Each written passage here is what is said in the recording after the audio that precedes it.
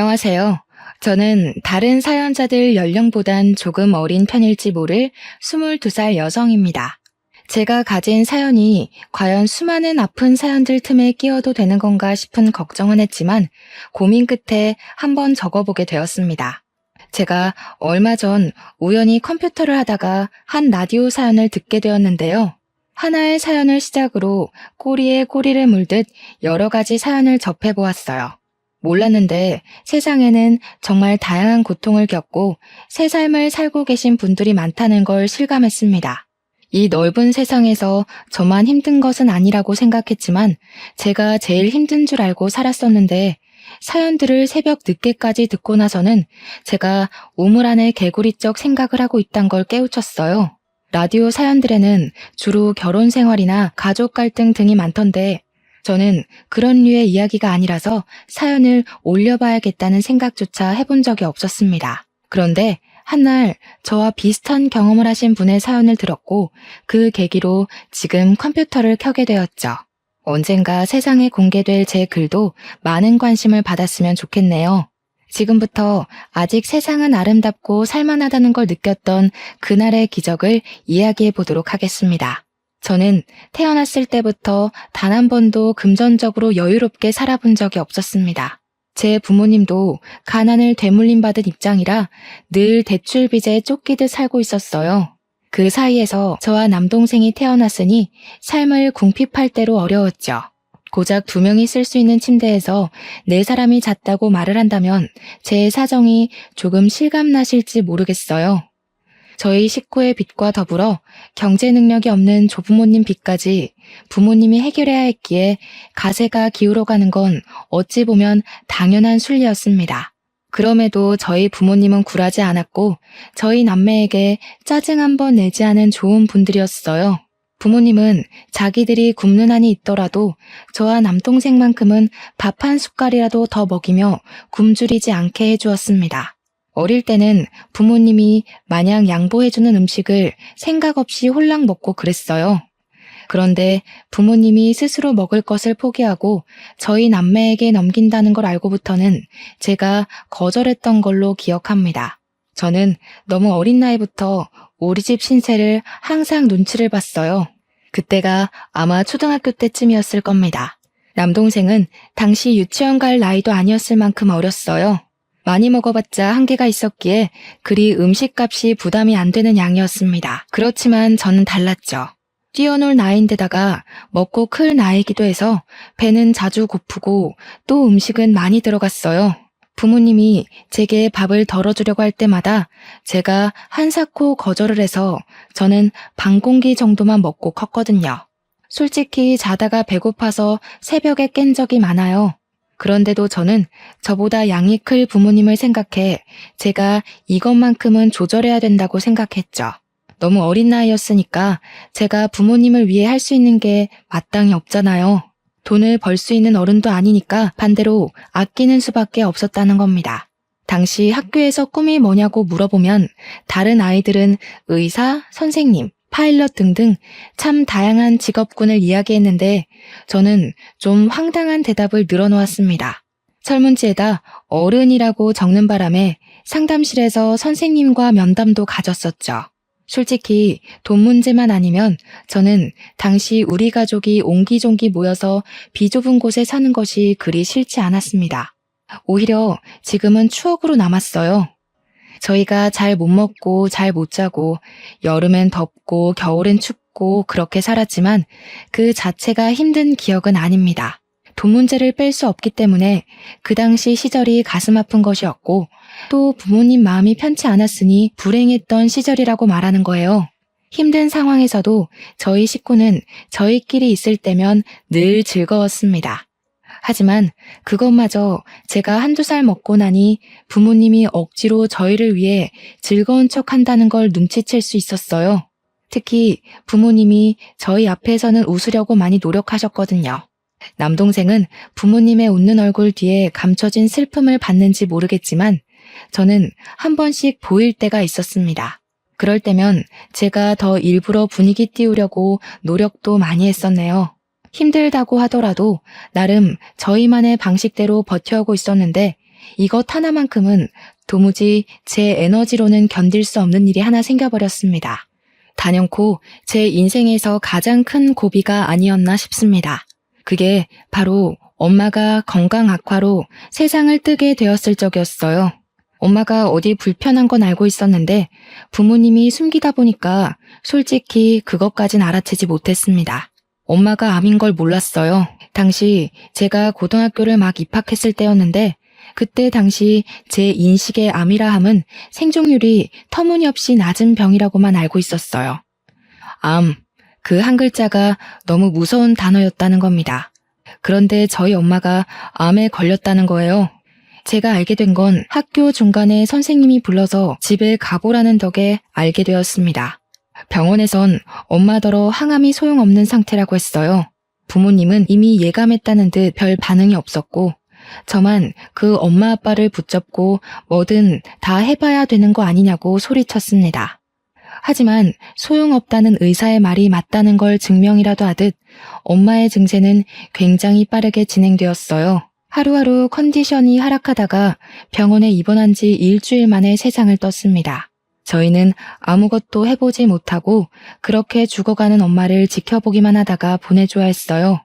마지막 인사를 나누기엔 정말 짧은 시간이었습니다. 엄마와 함께 온 세월이 무려 18년이었는데 헤어지는 건 일주일도 안 되었어요. 받아들이기 어려웠습니다. 엄마 발인식에서 제가 엄마를 잡고 놓아주지 않는 덕에 시간이 좀 지체되었던 걸로 기억합니다. 엄마의 죽음으로 인해 무너진 사람은 저뿐만이 아니었습니다. 항상 굳건하던 아빠가 그날로 완전히 무너져 버렸어요. 엄마 장례식이 끝난 뒤 혼자 방구석에서 엄마 영정사진을 들고 눈물 흘리던 아빠를 보았습니다. 제게는 항상 눕기만 했던 아빠의 존재가 그날따라 한없이 작고 여려 보였어요. 슈퍼맨 같기만 하던 아빠도 저와 똑같은 사람이라는 게 느껴지자 우리 부모님은 굳세였던 것이 아니라 이악 물고 참았고 버텼던 것이구나라는 걸 깨달았습니다. 저는 한 단계 더 철이 들어버렸고 가족에게 배려하는 걸 넘어서 가족의 위치를 나누지 않는 사람이 되었어요. 부모님도 저와 같이 힘들 때 쉬고 싶고 슬플 때 울고 싶고 배고플 때 먹고 싶은 존재라는 걸 잊지 않고 기억했습니다. 저희 가정에선 두 기둥 중 하나의 기둥이 무너졌지만 세상은 저희가 마음을 추스를 때까지 기다려주지 않더라고요. 너무 힘들어도 아직 저희 남매에겐 남은 교육의 의무가 있잖아요.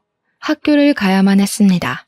저보다 더 어린 나이에 엄마를 잃은 남동생도 걱정이지만 문제는 아빠였어요.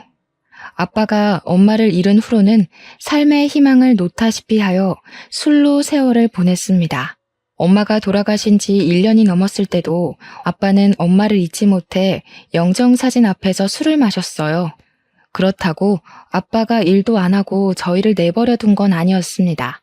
일용직이나 1급을 받을 수 있는 막노동을 하면서 퇴근길에 술을 사와 매일 밤 취해서 잠이 들었어요. 아빠 건강이 걱정돼서 한날은 술 그만 마시면 안 되겠냐고 조심스레 물어보았습니다. 아빠, 이러면 우리 불안해. 우리더러 아빠까지 없으면 어떻게 살라고. 아빠 힘든 거 알지만 우리 생각해서 술 조금만 줄이면 안 될까? 미안해 딸. 우리 장녀 아빠가 좀 못났지? 엄마가 너무 보고 싶어서 술 없이 멀쩡한 정신으로 버티기가 힘드네. 아빠가 빨리 정신 차려야 되는데 미안해. 아빠 말로는 우리를 위해서라도 정신을 바로잡아야 하는데 마냥 두 다리 뻗고 자는 건 아직 안 되겠대요. 그나마 술을 마시면 기절하듯 쓰러질 수 있어서 먹는 거라고 했습니다. 그날 이후로 저는 더 이상 아빠에게 금주하라고 말 못했어요. 아빠의 고통이 제가 가늠 못할 정도라는 게 느껴져서 못 말리겠더라고요. 그렇게 아빠는 종종 술이 취하면 한참 신세를 한탄하다가 잠이 들곤 했습니다. 저는 아빠에게 술 그만 먹으라는 대신 술동무가 되어주었어요. 같이 마셨다는 게 아니라 사이다를 가져와 아빠랑 이런저런 얘기를 하면서 회포 풀듯 놀았습니다. 아빠를 위로해주고 싶었어요. 저도 엄마가 너무 보고 싶은데 아빠는 저희 중에 엄마랑 가장 오래 함께한 사람이잖아요. 그래서 아빠가 하는 한탄을 들어주며 최대한 아빠 말에 동감하다가 엄마랑 연애 때 추억도 들려주라고 조르고 그랬어요. 저는 그저 아빠를 위로하고자 매일 학교 시간마다 사이다를 사들고 갔던 건데 놀랍게도 아빠가 위로를 제대로 받았나 봐요. 저희에게 술을 끊겠다고 선언을 하더라고요. 저희 남매 앞에선 다시 굳건했던 아빠의 모습으로 약속을 하더니 나중에 제게 따로 찾아와서는 손을 잡아주었습니다. 엄마가 딸 하나 잘 키워놨네. 철부지 아빠 신경 쓴다고 고생 많았다, 우리 딸. 아빠가 우리 장녀한테 위로 많이 받았어. 어디서 이런 귀한 자식을 내 딸로 주셨을까? 고맙다. 아빠, 이제 정신 똑바로 차리고 너희들만 보고 살게. 신기하게도 아빠가 다시 제 눈에 슈퍼맨으로 보이기 시작하자 저는 그동안 참아왔던 눈물이 터졌습니다. 의지할 사람이 생기니 자동적으로 마음을 놓게 되었던 것 같아요. 나름 장녀라고 듬직한 척했으나 사실 저도 한낱 고등학생이자 미성년자였단 말이죠. 아빠까지 잘못되면 저랑 동생이 홀로 남는데 얼마나 무섭고 불안했다고요. 아직은 제가 부모 보호 아래 있어야 할 존재라는 것이 이렇게 아빠 품에서 울면서 증명이 된 셈이었네요. 저희 식구는 예전 엄마가 있을 때처럼 없지만 밝았던 분위기로 다시 되돌아가고 있었습니다. 아빠도 일주일 내내 마시던 술을 주에 3회 정도로 줄였고 남동생은 공부를 잘해서 얼마 전 반에서 3등까지 했어요. 저는 집에 남자만 둘이다 보니까 엄마의 자리를 대신 흉내내고자 노력했습니다. 냉장고에 든 것은 없지만 엄마가 살아계실 때 아빠가 용돈을 준 적이 있었는데요. 그걸 한 번도 쓰지 않고 모아뒀었어요. 사실 그걸로 엄마가 위급해졌을 때 살리면 안 되겠냐고 했더니 제 마음은 갸륵하지만 제가 돈으로는 엄마를 살릴 수가 없다고 하더라고요. 아마 그 돈이 100만 원 남짓 했을 겁니다. 저는 엄마에게 보탬이 되지 못했던 그 돈으로 정말 소량의 재료만 사서 반찬과 밥을 만들어냈습니다. 계란이 좀 비싼 재료에 속했지만 그것만큼은 매번 꼭 샀어요. 한 사람 앞에 계란 1개씩이면 생각보다 맛있게 식사를 즐길 수 있거든요. 저희가 주로 나물 반찬으로 비빔밥을 먹었으니까 계란은 비빔밥의 질을 높여주기에 탁월한 재료잖아요. 저희에겐 그것이 웬만한 전주 비빔밥 못지않게 맛있는 식사였습니다. 제가 20살이 되던 해 한시라도 빨리 어른이 되고 싶었던 저는 당연히 대학에는 관심 없었고 바로 돈벌이할 직장을 알아봤습니다. 20살까지 기다리는 게 솔직히 너무 힘들었어요. 어른까지 가는 길을 매일 달력에 체크하며 살아서 그런지 엄청 멀게 느껴지더라고요. 19살을 마지막으로 앞다퉜을 때는 눈 뜨면 다가올 다음날 때문에 설레서 잠도 못 잤습니다. 돈 벌 생각이 저희 없던 기운까지 모두 솟아나게 했거든요. 참, 그날 밤 억지로 잠을 자려고 하던 시간에 잠깐 화장실 간다고 나갔던 아빠의 목소리가 살짝 들리더라고요. 일어나서 창문을 살짝 열어봤는데 아빠가 동그란 달을 올려다보고 있었습니다. 양손을 꼭 모은 채로요. 순양아, 우리 자랑스런 장녀가 이제 20살이야. 우리가 애들만큼은 부족함 없이 키우자고 그렇게 약속했는데 내가 능력이 이 정도밖에 안 돼서 우리 첫째한테 대학을 하나 못 보내줘. 참 찌질한 아빠 같지 않아? 우리 애들 마땅히 사랑받고 자라야 하는데 하필 내 자식들 오는 바람에 고생만 하고 있으니 내가 참 부끄럽다. 아빠는 엄마에게 기도를 하고 있었습니다. 매일 제 이름을 따서 봄이 엄마라고만 부르던 아빠가 엄마 이름을 부르는 건 처음 봤어요. 문득 아빠가 엄마를 쫓아다녀서 연애하게 되었다던 말이 떠올랐습니다. 그 순간 엄마 이름을 부르는 아빠 목소리가 한 가정의 아빠라기보단 한 여자의 남자 같은 분위기였거든요. 제가 이미 대학은 관심 없다고 말해줬기 때문에 아빠가 제 대학에 아직도 신경을 쓰고 있는 줄 몰랐는데 그날 보고서는 좀 놀랐습니다. 그래서 더 열심히 살아야겠다고 생각했어요. 제가 대학을 가지 않았어도 만족스러운 삶을 살고 있다는 걸로 증명해 보이고 싶었습니다. 제가 일을 하기 시작하니 아빠 혼자 생활비를 담당할 때보단 제법 살림이 괜찮아졌습니다. 그럼에도 저는 밤낮으로 아르바이트를 했는데 틈틈이 구직공고 홈페이지를 방문해서 길게 자리 잡을 만한 곳을 알아봤어요. 마침 계약직으로 호텔 안내데스크에 사람을 뽑는다길래 지원을 했더니 바로 뽑혔지 뭡니까. 당연히 대학을 나온 친구들이 뽑힐 확률이 높았는데 제가 그 계약직에 뽑힐 수 있었던 건 다름 아닌 외국어 실력 때문이었습니다. 중학교 때 선생님이 제가 영어에서만 유독 성적이 잘 나오는 걸 보고 영어 공부 열심히 하면 나중에 취직해서도 돈을 더 많이 받을 수 있다고 말해주시더라고요. 선생님의 말에 저는 영어만, 그것도 회화만 주구장창 공부했습니다. 그래도 재능이 조금 있던 덕분이었는지 외국어 회화 자격증이 쌓여갔고 그게 또 재밌어서 고등학교 때 중국어 수업까지 열심히 들어 딱 2개의 자격증을 만들었어요. 다른 학생들에 비해 스펙이 보잘것없었지만 면접에서 증명된 제 회화 실력은 고졸이었던 저를 취업에 덜컥 합격시켜줬습니다. 호텔 데스크다 보니까 꼭 주말에만 쉬는 것이 아니었어요. 주말이야말로 호텔은 피크이기 때문에 저는 평일에 교대 근무자와 번갈아 가며 쉬어야 했습니다. 그래도 쉬는 날이 무려 일주일에 2번이었어요. 누구에겐 당연한 조건이겠지만 아무도 없는 제겐 그 정도의 복지면 충분하다고 봤습니다. 그렇게 일을 하고 한 달째의 월급을 받았을 때 저는 너무 삭막하게만 살았던 우리 식구를 위해서 당일 여행을 계획했어요. 아빠는 여전히 일용직을 돌아다니고 있었기에 언제든지 쉴 수 있었고 마침 남동생도 방학이라서 시간 맞추기는 쉬웠죠. 가족끼리 식사를 할 때 제가 슬쩍 얘기를 했더니 아빠가 우리 형편에 무슨 여행이냐고 신경 안 써줘도 된다고 하더라고요.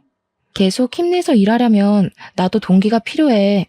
나한텐 그 동기가 우리 가족이야. 가족이 즐거운 걸 보면 일할 힘이 난단 말이야. 한 번도 놀러 가본 적 없잖아. 엄마 있을 때 못 가본 게 좀 아쉽지만 더 후회하기 싫어서 그래. 네가 무슨 돈이 있다고. 이제 20살 됐으면 사고 싶은 것도 많고 친구들이랑 놀고 싶기도 할 텐데 그걸 왜 우리한테 쓰려고 그래. 너 지금까지만 해도 충분히 우리 가족 위해서 마음 썼어. 그러니까 괜찮아. 내 돈이니까 내가 쓰고 싶은데 쓸래. 나는 가족여행 가고 싶어. 아빠 말대로 내 돈 내가 알아서 하려는 거니까 협조해 줄 거지? 영 마음 쓰이면 이렇게 생각해. 내가 즐겁자고 가는 여행이라는 거. 제 고집을 결국 이기지 못한 아빠는 곧 자기가 아빠로서 먼저 우리들을 돌봤어야 하는데 항상 미안하다고 고개를 숙였습니다. 미안하면 여행 가는 거라고 했더니 아빠가 피식 웃더라고요. 그렇게 고집을 부려 가기로 한 여행 당일. 저와 남동생은 난생 처음으로 들뜨는 기분을 느꼈습니다. 특히 남동생이 가장 많이 신이 났는데요. 제가 자전거 호수공원을 목적지로 정해서 그런 거일 겁니다. 누나, 가면 자전거도 탈 수 있는 거 맞지? 혹시 보호대도 같이 빌려주려나? 없으면 나 친구 집에 자전거 있는데 친구가 보호대 안 쓴대. 그거 가져올까? 보호대도 안전모도 다 있대. 자전거 공원이라서 입장권만 내면 자전거 종류별로 원 없이 탈 수 있어. 거기 호수 끼고 한 바퀴 돌면 공룡 솜사탕도 판대. 남동생은 제 말에 신이 나서 빨리 가자고 새벽 대바람부터 재촉을 했습니다. 평소에는 가장 늦게 일어나는 녀석이 그날따라 제일 먼저 일어나서 저와 아빠를 깨웠어요. 원래는 저희 집에 자전거가 없어서 남동생이 자전거를 볼 일이 없었거든요. 그런데 친구들 자전거로 연습을 했는지 어느 순간부터 자전거 타령을 하더라고요. 그걸 기억하고 있어서 저는 놀러갈 장소로 자전거 공원을 찾았던 겁니다. 저희는 그렇게 택시를 타고서 호수 입구까지 갔어요. 그곳에서 1.6km 정도는 더 가야 호수가 있는데 여기서부턴 도로가 없고 자전거를 타고 가야 된다고 해서 내렸습니다. 남동생은 여전히 들떠서 가장 빠릿빠릿 움직였어요. 저 빼고 아빠랑 남동생은 자전거를 탈 수 있었기 때문에 저는 아빠 뒤에 올라탔습니다. 그리고 저희 셋은 그대로 호수가 있다는 곳으로 달렸죠. 평일이라서 사람이 그렇게 많지 않아 더 좋았습니다. 그렇게 도착한 호수공원. 그곳에서 저는 평생 잊지 못할 경험을 하게 되었어요. 지금 생각해도 간 떨어지는 일이었네요. 만약 그날 제가 그곳 가지 않았다면 누군가는 가족을 잃은 아픔 때문에 무너지고 말았겠죠. 저희가 엄마를 잃고 한동안 정신을 차리지 못했던 것처럼요. 저는 호수 구경을 위해서 사진 찍고 놀았고 아빠랑 남동생은 자전거로 달리기 시합을 하면서 놀고 있던 때였습니다. 호수를 보고 있는 관광객 중엔 저랑 어떤 노란색 외투를 걸치고 있는 할머니밖에 없었어요. 좀 전까지도 몇몇 사람들이 있었는데 그새 다른 곳으로 가버렸나 보더라고요. 그때까지만 해도 호수공원은 산새 지저귀는 소리가 울리며 평화로운 분위기를 내었습니다. 그러다 제가 찍었던 사진을 확인한다고 잠깐 몸을 돌린 사이 뒤에서 풍덩 하는 소리가 들린 겁니다. 누가 들어도 물에 빠지는 소리여서 다시 뒤를 돌아봤는데 좀 전까지만 해도 분명 있었던 할머니가 사라져버린 게 아니겠습니까? 그리고 할머니가 있던 곳엔 호숫물이 일렁이고 있었습니다. 놀란 저는 들고 있던 휴대폰을 내팽겨치고 그쪽으로 달려갔어요. 허우적거리고 있는 할머니에게 손을 뻗어 잡아당겼습니다. 제가 가까이 있었고 빨리 발견했기 때문에 할머니를 붙잡을 수 있었어요. 조금만 늦었다면 할머니가 손에서 멀어졌거나 가라앉고 말았을 겁니다. 그 몇 초의 간격 때문에 생사가 오갈 뻔했다는 사실은 여전히 제 심장을 빨리 뛰게 합니다. 할머니는 제가 건져 올리느라 씨름하는 사이 정신을 잃으셨어요. 사람이 물에 젖으면 그렇게나 무거워지는지 몰랐습니다. 상상외로 무게가 엄청나더라고요. 아마 젖은 데다가 기절까지 했기 때문에 그 하중이 말도 못하게 강했습니다. 그래서 저 혼자 할머니를 건진다는 건 정말 힘든 일이었다는 거죠. 아빠랑 남동생은 그새 멀리 갔는지 보이지도 않았습니다. 저는 정말 이악 물고 할머니를 끌어올렸어요. 노력했지만 좀 오래 걸렸습니다. 할머니, 정신 차려보세요. 어떡해. 저기요, 여기 사람이 다쳤어요. 할머니, 일어나 보세요. 제발 정신 차리세요. 할머니는 그새 물을 많이 먹었는지 깨어날 기미가 안 보였습니다. 제가 너무 오래 시간을 끄는 바람에 저 때문에 잘못된 것 같아 무섭기까지 했어요. 그렇다고 가만히 있지 않았습니다. 학교 보건 시간에 배웠던 CPR을 실시하면서 인공호흡으로 할머니가 깰 때까지 반복했어요. 끝내 눈을 뜬 할머니는 물을 토하면서 금세 바들바들 떨기 시작했습니다. 저는 안심하기도 잠시 제가 입고 있던 가디건을 허겁지겁 벗어 할머니를 덮어드렸습니다. 그리고 주머니에 없던 휴대폰을 찾아봤어요. 바닥에 떨어져 있는 휴대폰을 주워와서 빨리 할머니 곁으로 돌아왔죠. 119에 전화를 했고 얼마 뒤 구급차가 왔는데 그 사이 아빠랑 남동생도 돌아오는 덕에 우리 셋은 할머니와 함께 119를 타고 병원으로 갔습니다. 그날 여행 솔직히 한 2시간 정도밖에 못 놀았을 거예요. 원래는 호수공원 안으로 더 들어가면 있는 식당에서 근사한 식사까지 하려던 게 계획이었는데 깔끔히 포기하고 병원행을 선택한 겁니다.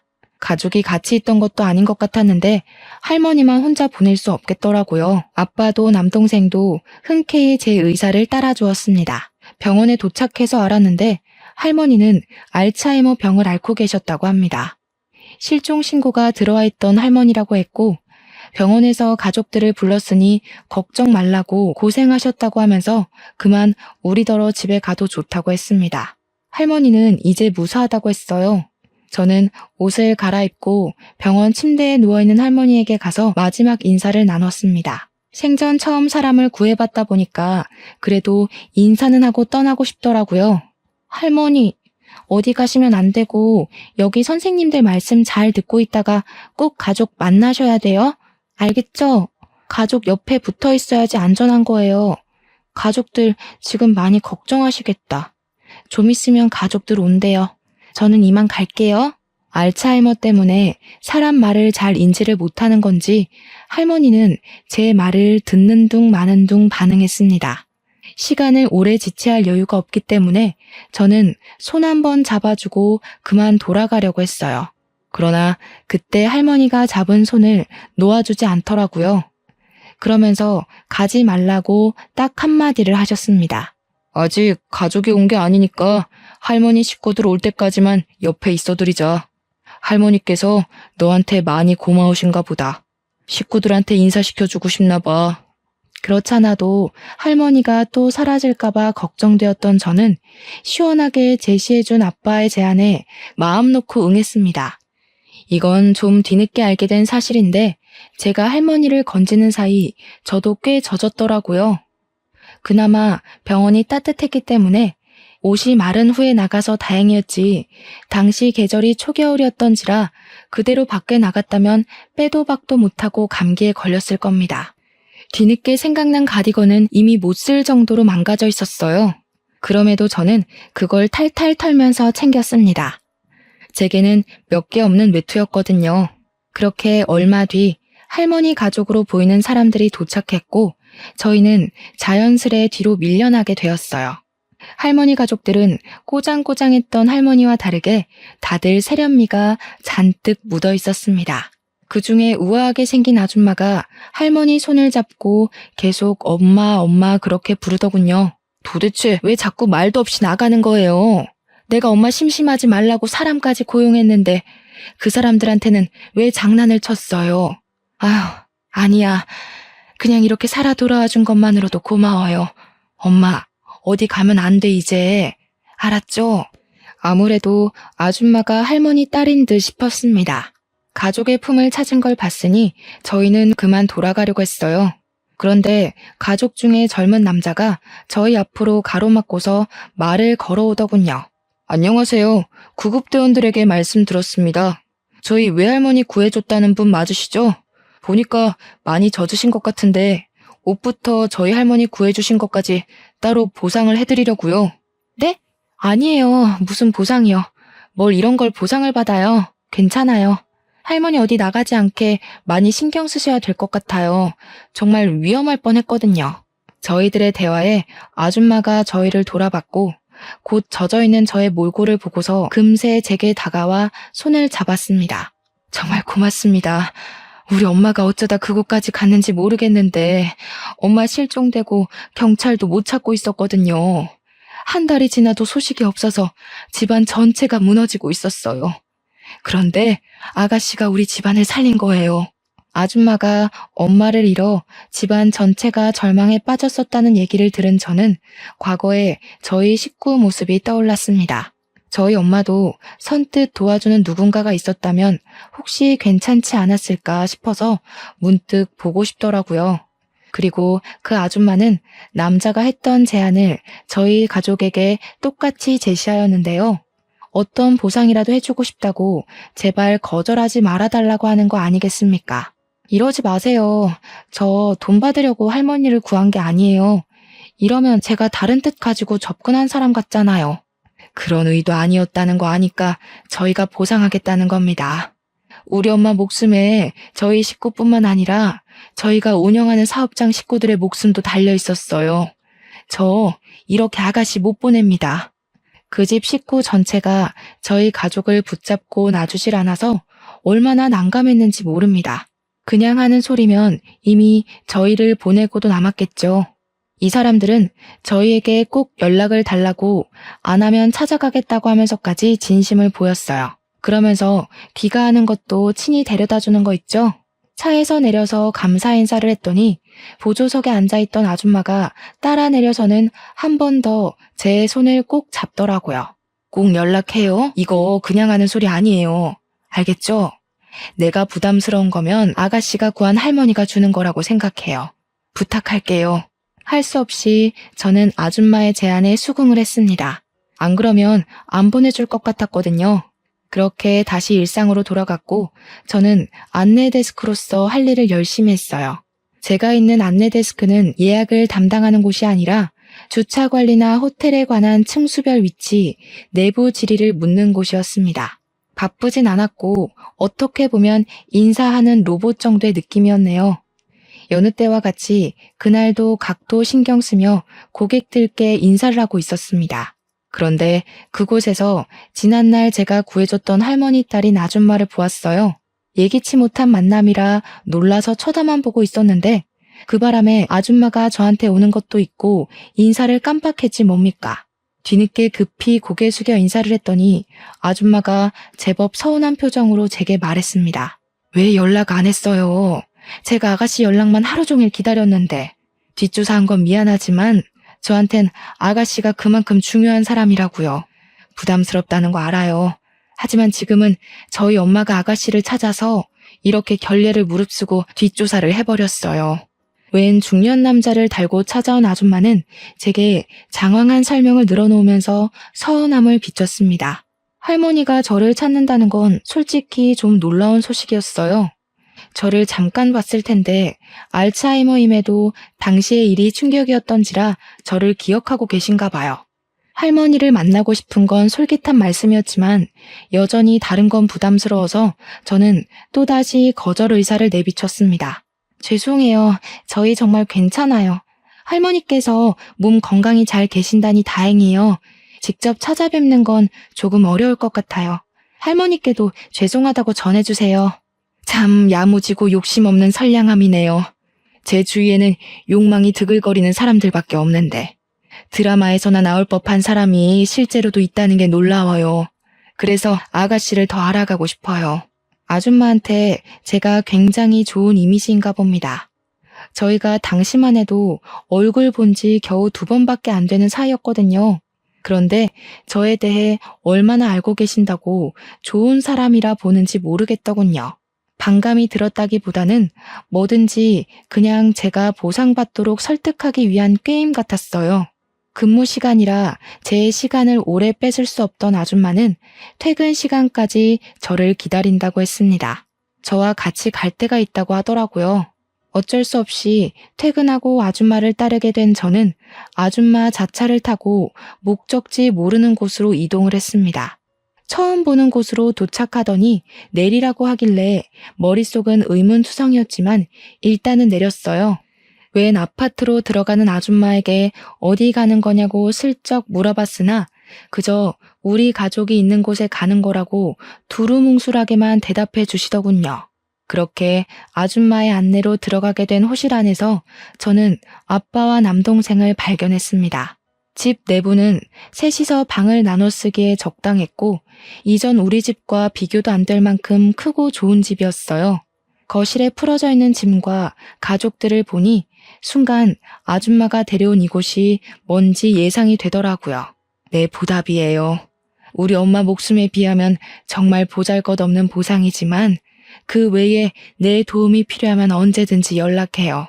무슨 일이 있어도 아가씨 일이라면 내가 도울 거예요. 역시나 이 집을 저희한테 준다는 거 아니겠습니까? 남동생은 이미 신이 나 있었고 아빠도 겸연쩍어 했으나 좋아하는 티가 상당히 났습니다. 아줌마가 이렇게까지 하는 이유는 그저 제가 자신 엄마를 구해준 것만이 아니었어요.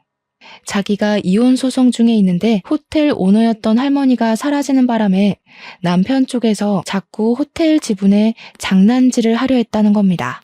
할머니가 살아있는 걸 밝혀야만 해결되는 문제였다고 했어요. 저 아니었다면 집안 망했을 거라고 하던 게 다 그 이유였던 겁니다.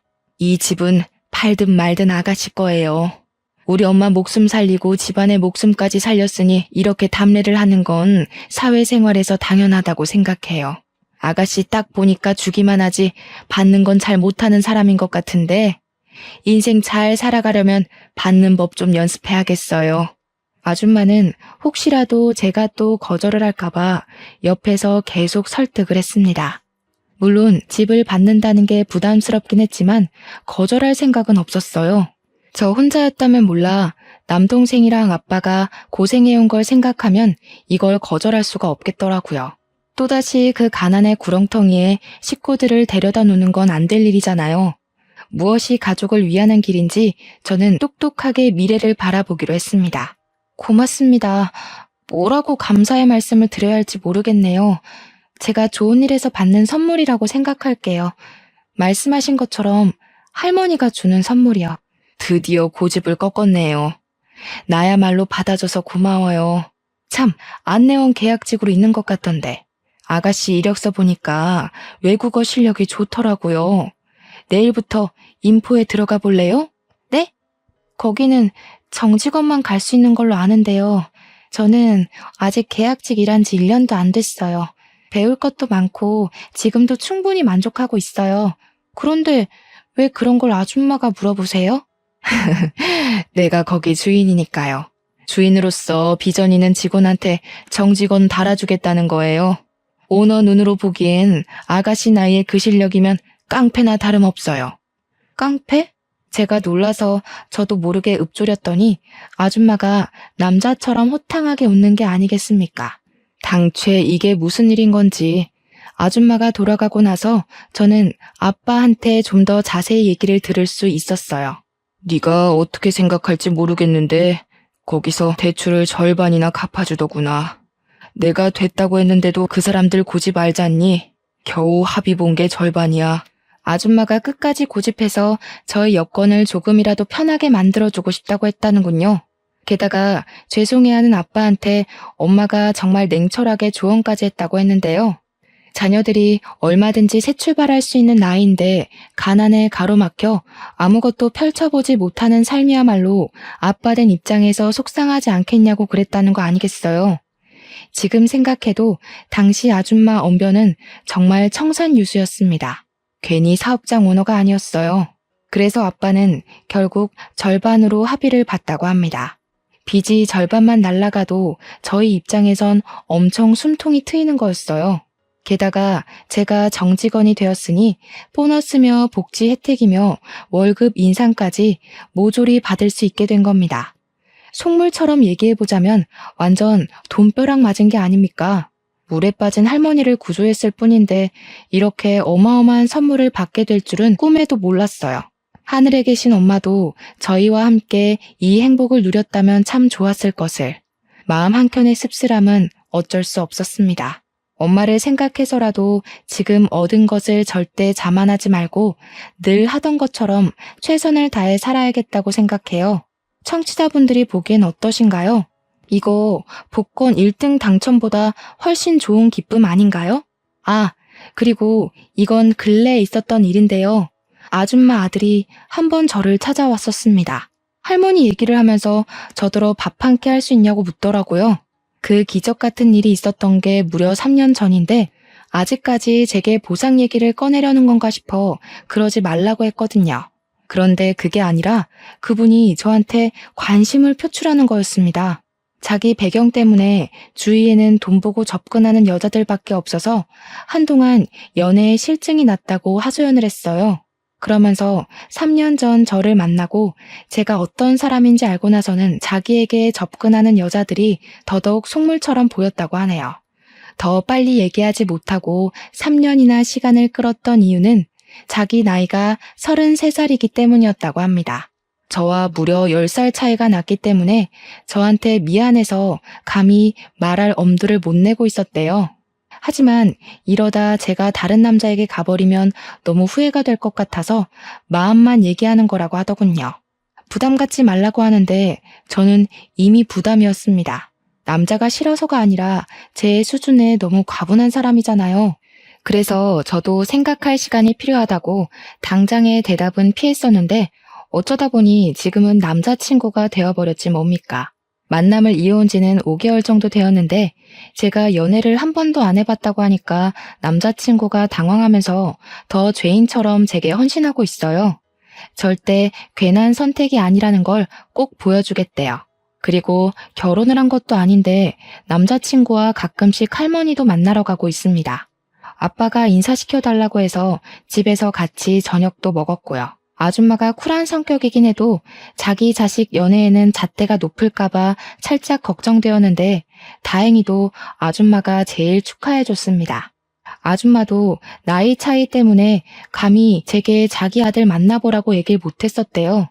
이건 또 무슨 운명이란 말입니까? 이런 것 보면 정말 사람 이름 모른다는 말이 맞나 봐요. 앞으로 살아갈 날이 살아온 날보다 훨씬 많이 남았기에 인생이 또 언제 하락세를 보일지 모르잖아요. 그래서 더 주어진 것에 허세를 갖지 않고 감사하며 살도록 주의할 겁니다. 지금 저는 무척 행복합니다.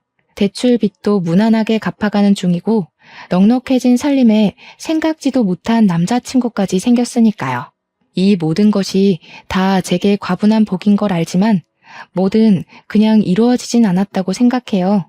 가난에 굴하지 않고 열심히 살아온 대가가 조금 빨리 찾아온 게 아닌가 싶습니다. 이대로 20대를 잘 마무리 짓고 30대, 40대로 갈수록 더 단단한 제가 될 수 있게 노력할 거예요.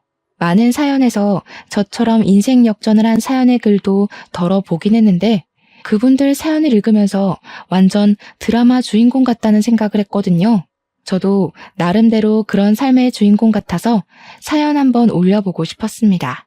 그리고 혹시 고난의 기로에 서 계신 분이 있다면 알려드리고 싶기도 했어요. 세상에 제3 같은 기적도 있으니 어려움에 굴하지 마시라고 말입니다. 쓰다 보니 벌써 끝이 되었네요. 당시의 사건들을 단 몇 시간 만에 담아낼 수 있을까 걱정했는데 그래도 잘 추려서 마무리한 것 같아 뿌듯합니다.